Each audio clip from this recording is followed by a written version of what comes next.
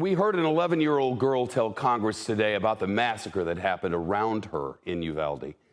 A fourth grader who covered herself in her classmates' blood and played dead on the floor in hopes the madman in the room next door would murder her too. It was gut-wrenching, heartbreaking to think of what that innocent little girl had been through.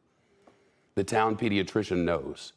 He too witnessed what an assault rifle can do to a child's body.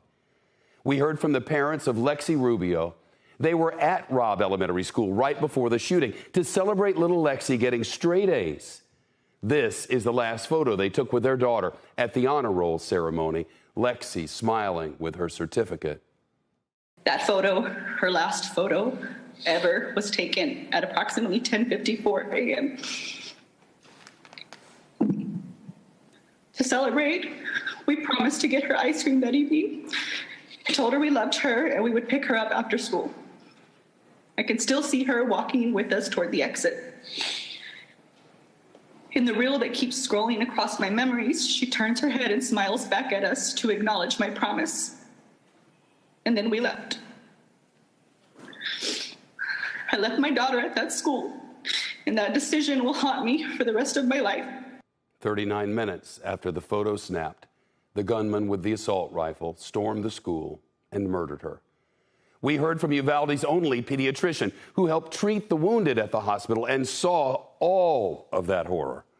Dr. Roy Guerrero personally knew the victims since they were babies. He described the injuries. 2 children whose bodies had been pulverized by bullets fired at them, decapitated, whose flesh had been ripped apart, that the only clue as their identities was a blood-splattered cartoon clothes still clinging to them, clinging for life and finding none. I could only hope these 2 bodies were a tragic exception to the list of survivors. But as I waited there with my fellow Uvalde doctors, nurses, first responders, and hospital staff for other casualties we hope to save, they never arrived. All that remained was the bodies of 17 more children and the 2 teachers who cared for them. And then there was the 11-year-old girl trapped inside the classroom with the killer. She's the child who covered herself in a classmate's blood and called 911 for help when the gunman slipped into an adjoining classroom. Shot my teacher and told my teacher good night and shot her in the head. And then he shot some of my classmates and the whiteboard.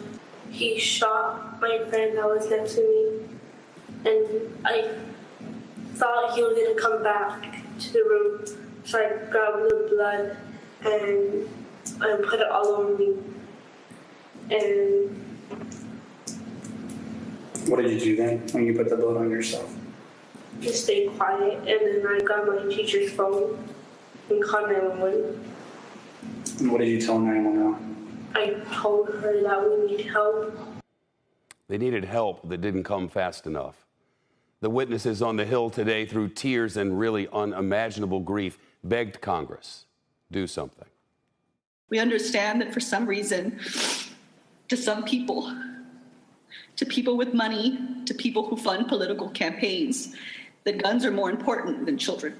Somewhere out there, there's a mom listening to our testimony, thinking, I can't even imagine their pain, not knowing that our reality will one day be hers, unless we act now. Do you feel safe at school? Why not? Because I don't want it to happen again. And you think it's going to happen again?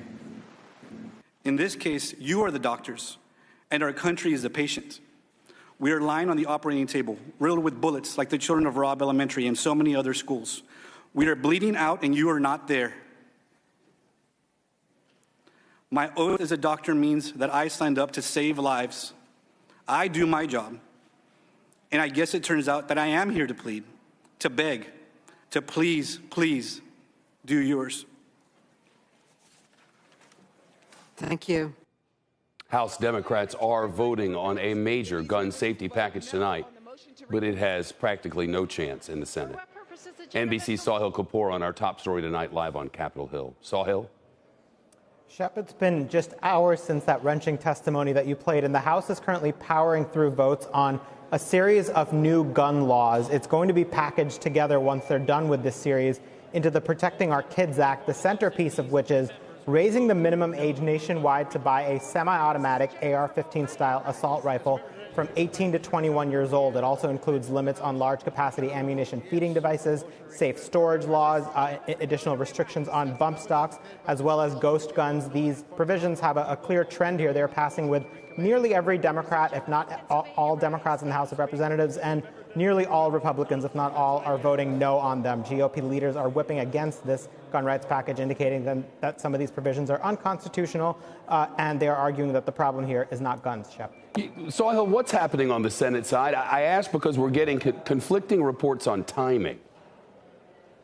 Shep, there is a desire in the Senate to reach an agreement by the end of this week. Now, the word agreement can mean a lot of things. It's certainly not going to mean legislative language. That is too soon to get done this week. But negotiators led by the Democrat Chris Murphy and the Republican John Cornyn are hoping to reach agreement on the parameters and the broad details of an agreement. And the centerpiece that is in the Senate negotiation right now is red flag laws, encouraging states to create laws that would allow law enforcement and family members to petition courts to keep firearms away from people that are deemed dangerous to themselves and others. They're also exploring some provisions around background checks, specifically for that 18 to 21-year-old group, which seems to be committing a number of mass shootings lately, particularly on the question of whether juvenile records can be added if they have a history of violence. Should that not be considered as part of a background check? There's additionally money for mental health and school safety that is on the table. It is far from a done deal, Shep. This requires 60 votes, and the single biggest obstacle here is the same as it's been